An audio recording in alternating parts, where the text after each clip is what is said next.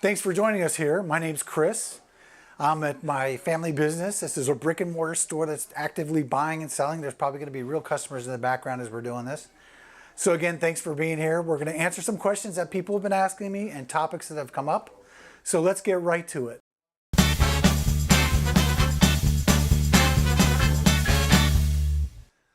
What is going on with precious metals? I mean, like I said, I think someone needs to help me out with this, but you've tuned in for my opinion. And everything in this video is my opinion. I will have to tell you, it's September 2018, and we find gold at $1,196, which is okay. It's been between, $1,100 and $1,300 since 2013. We have silver dipping below $15. Silver's been between $15 and $20 since 2013. It's at barely $14 right now.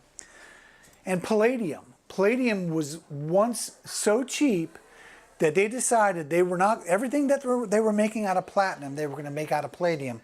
Palladium was $300 an ounce. Platinum was at $900. Now, we have palladium at $970 an ounce. Where's platinum? $793. So let me get this right. We started making things out of palladium because platinum was too expensive, and now platinum is less expensive than palladium. So again, we got a lot of strange things going on there right now. So I will have to tell you that this is my opinion. But I remember a story from about 5 years ago, and I was watching TV, and the stock market, certain stocks had taken a dip of about 20%, and hundreds of millions of dollars were lost in one day. And no one could figure it out. And they finally came out with the findings that somebody in a certain organization had pressed the wrong button on their computer and sent a bunch of stocks selling, buying, and doing different things. All I can tell you is that 4, 5, 6, 7 years ago, they started producing what I call paper gold, paper silver, paper platinum, everything.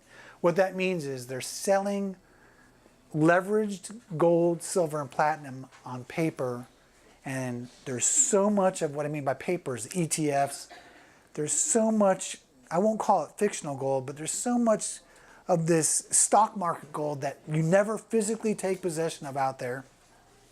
There's so much of it now that press that one button, what happens? Do you mistakenly make it? Or is there maybe some little manipulation going on there? Like I said, when I look at these ratios, I see gold at 1100, silver at 14, palladium at 970, and platinum at 793. There's no real explanation other than it could be manipulated. Again, this is my opinion. But nothing is in line with the historical perspectives. So I would say this. I can remember when all this stuff was going on with the real estate market, and I went to several seminars, and they said, well, you just don't understand the new economy. You just don't understand the new economy. That was 2006. So what happened in 2007? A reckoning. Everything went back to the way it should have been, not the way it was being manipulated to be with derivatives and all the different things that they were doing in the real estate market. So this is my opinion. Whatever's going on in the metals market, remember the lesson of 2006 and 7. The more things change, the more they're going to get back to the way they were. So I really feel that at some point, metals are going to jump back in line. And when that happens, we're going to have to see what happens when the dust settles. But that's just, again, my opinion. But remember, there's two different ways to own metals. Very important ways. You can own this paper gold, the ETFs and all these things, these stocks, or you can own physical gold. In the long run, in my opinion, physical gold is the way to go, because the main reason people buy gold, silver, platinum is for security, a hedge against inflation, and so that if something does happen with a financial meltdown in the future, you have something to hold on to. You have something to get you through the next 6 months, the next two years, 3 years, however long it takes. So again, remember this. Why would they be manipulating the market? Why would they want to depress these things? Just like the lesson they learned in the Great Depression of the 1930s.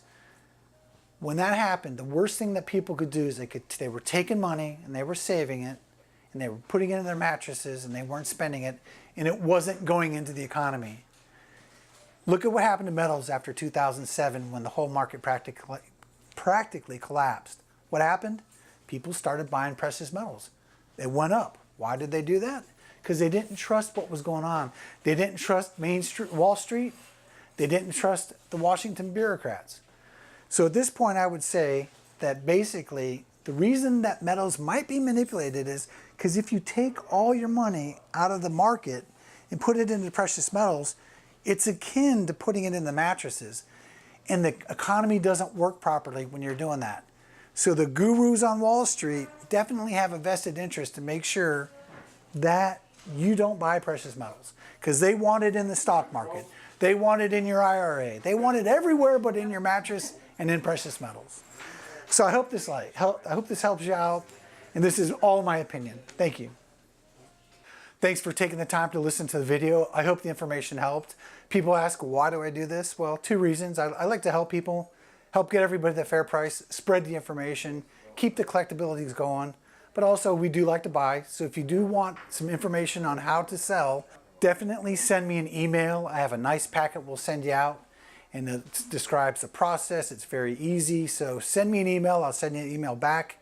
And again, if you did like this video, press the like button and also subscribe to the channel. Thank you very much.